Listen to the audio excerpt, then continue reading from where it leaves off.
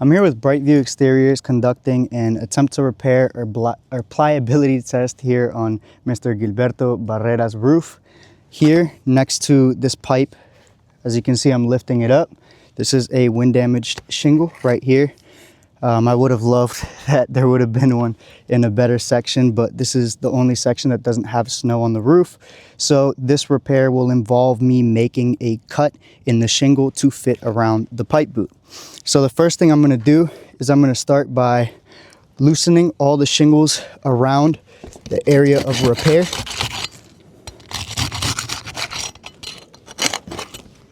I'm going to go to the next row above.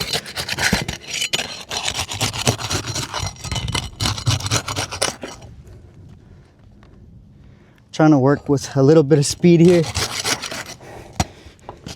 just because it's slowly getting darker. Oof, there's some caulking here. See if I can position myself a little bit better.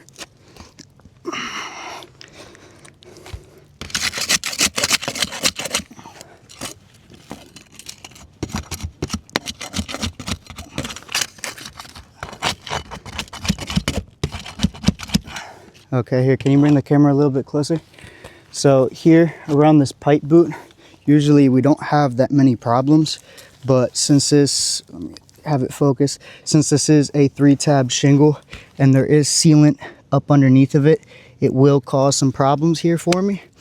So what I'm gonna do, just for the sake of this repair, is I'm going to put my bar up under here and see how much I can manipulate it without it ripping or tearing. If it is too much, then I will not be able to continue with the repair here. Here, as you can see, these are the areas that I have just broken loose.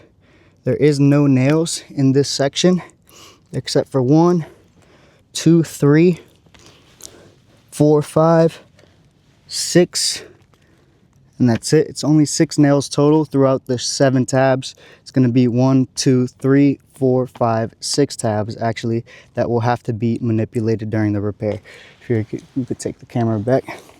So I'm going to try to manipulate this the best I can without damaging the flashing. If anything, this piece is just gonna have to come out by force. Unfortunately, might need a little bit of convincing. This one was not one that I loosened. This was completely unsealed. I just realized that. There's also a old rusty nail here from God knows where. So I am going to see how much I can do here in this situation. Usually I'm not this forceful, but like I said, there's sealant up under here, so it will take a little bit of convincing.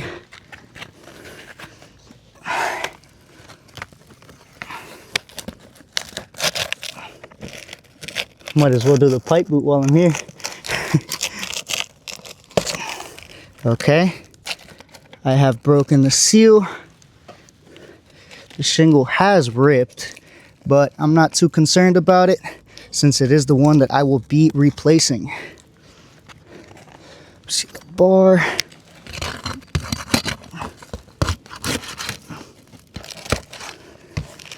Okay. Like I said, there's no nails up here since the boot is here.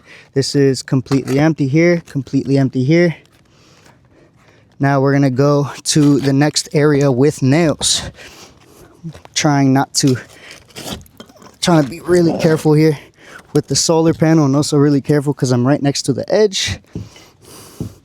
Okay, now I'm gonna go to the next one. Just for the case of this repair, I'm just gonna mark this really quickly. So here, like I said, the sun's setting. It's also in a very weird, uncomfortable area to do this repair. Do not want to be up here for long. So this wind damaged shingle actually ends right here. And then from there, my area of repair is gonna be up here.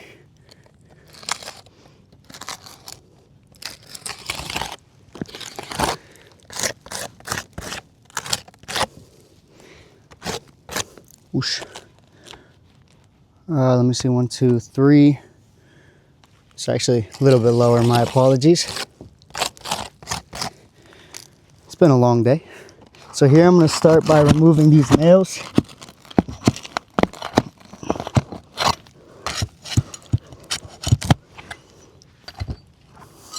Nail number 1.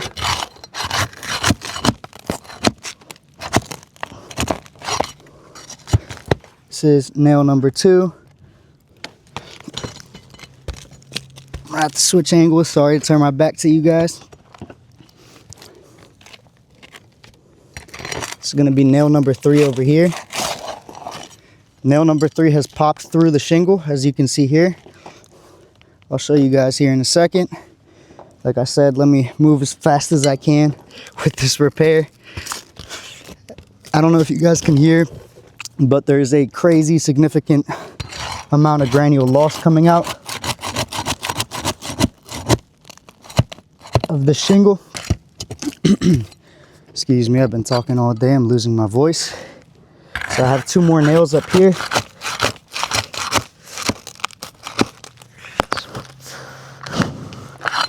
Here we go.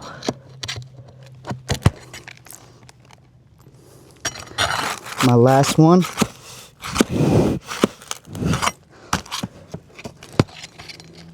And we are all out.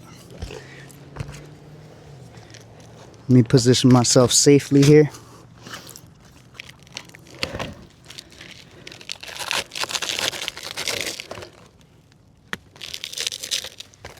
Is there one more?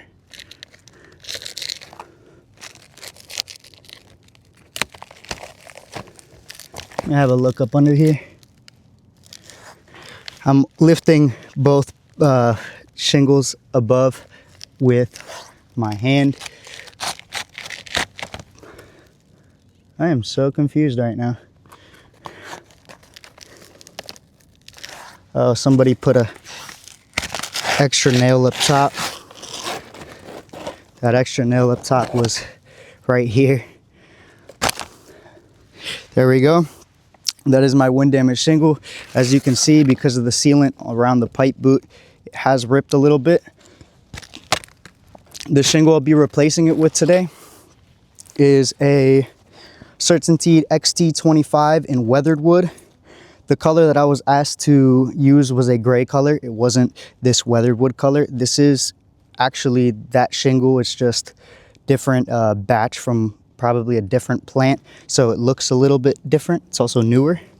So right now what I'm gonna do is I'm gonna take it, flip it over,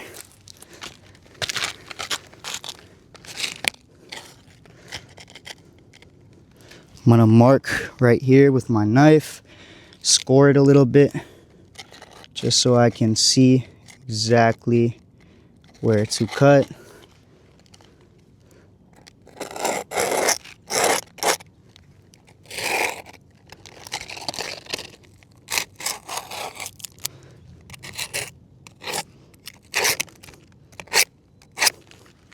Alrighty, I'm gonna swing this one over here to the side.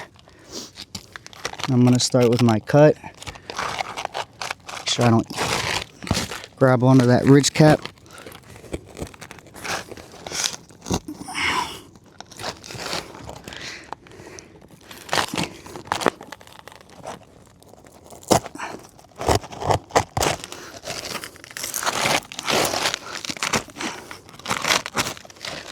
Shingle's a little bit harder than usual. It's just a little bit chilly outside right now. Make sure I'm not stepping in the area that we're repairing.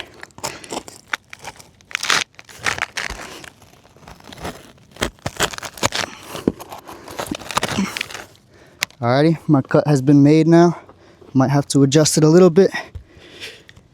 I was only stepping on the X ones here. I didn't cause any more damage than there is to these ones with the granule loss. So right now I'm going to insert my new shingle.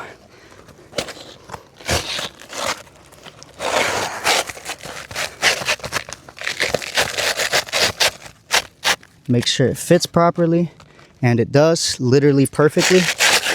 It's almost like I know what I'm doing. Before I completely insert that, if I could get the phone, just so I can show here.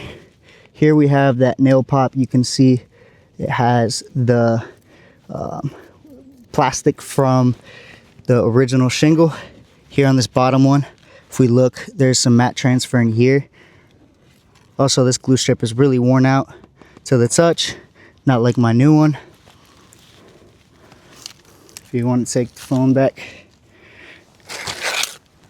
here we go. I'm going to insert my new shingle. Whoosh.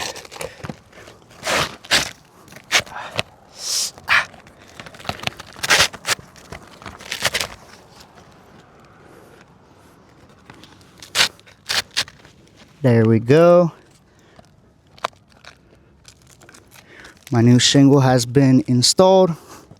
From there, I am going to take, just so you guys can see, I mean, there's a ton of granules coming loose, but I'll show that here in a second.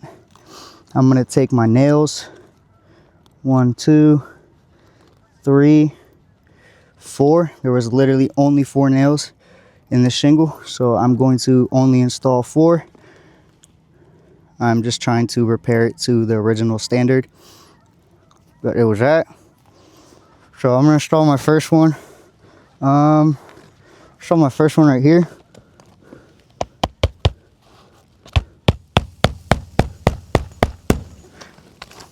I am literally only lifting high enough to nail the shingle. I'm not lifting up a crazy amount. I'm just getting enough that I can put my hammer up in there. I'm gonna go to this one right here, install 1 nail. I'm gonna have to install this one a little bit higher.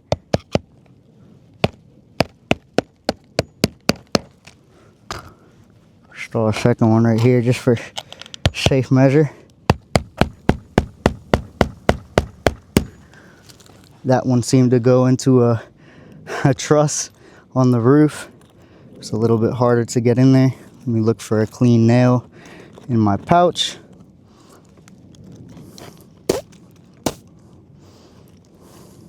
So that was that first row getting nailed down. Now I'm going to go to the next row above. No nails here because we have our pipe boot. So the nail's going to go right here.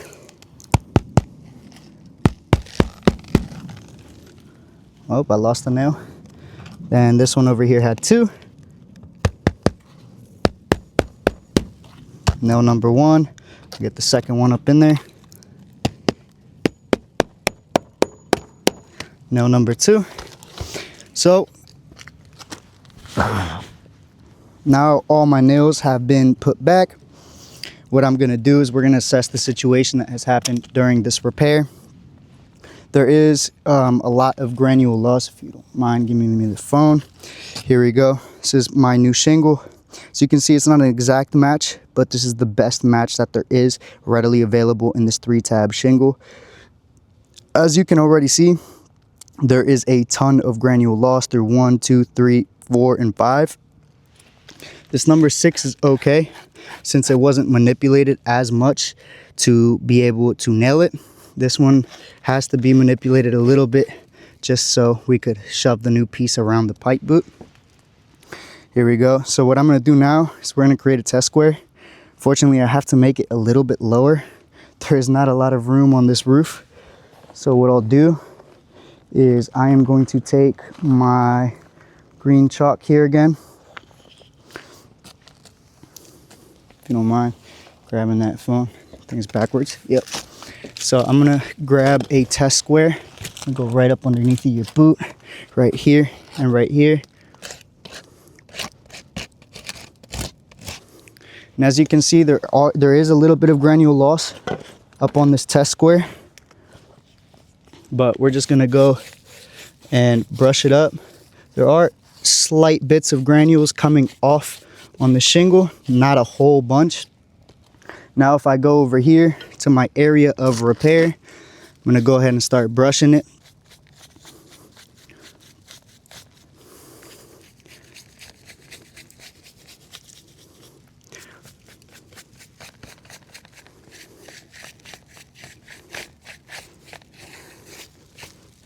And from what I can see here, there is a significant amount of granule loss. So what I'm going to do is I'm going to mark these tabs. Number 1, number 2, number 3, number 4, number 5, number 6. So tabs number 6, 5, 4, 1, and 2 have significant granule loss. 3 is okay. So in turn, mat transferring, we're not seeing a lot of mat transferring on this roof. The only thing I can say is the glue strip is extremely worn out. This glue strip, once it unadheres from the roof, the likelihood of it adhering back is very slim to none. So in turn, what we're going to go for here is going to be granule loss. And just for what I'm seeing that I'm going to show you guys in a second, it's extremely, extremely, extremely bad when it comes to repairability and granule loss. So in turn, this is an attempt to repair fail. So I'm going to write up here ATR fail. And we're going to go for granule loss. So we're going to go 1 through 6. So we're going to go 1. Sorry, my apologies. So we're going to go 1, 2, 3, 4, 5 out of the 6. So we're going to go here 5. My number 5 is horrible. Out of 6 equals GL. Move this over.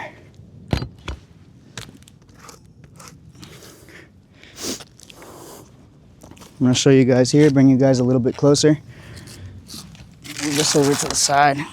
So here we go. That's a 5, not a 6, but 5 out of 6 are granule loss. From there we got 1, 2, 4, 5, and 6. We can see significant signs of granule loss on these shingles due to the repair. Here we go, number 2, number 1.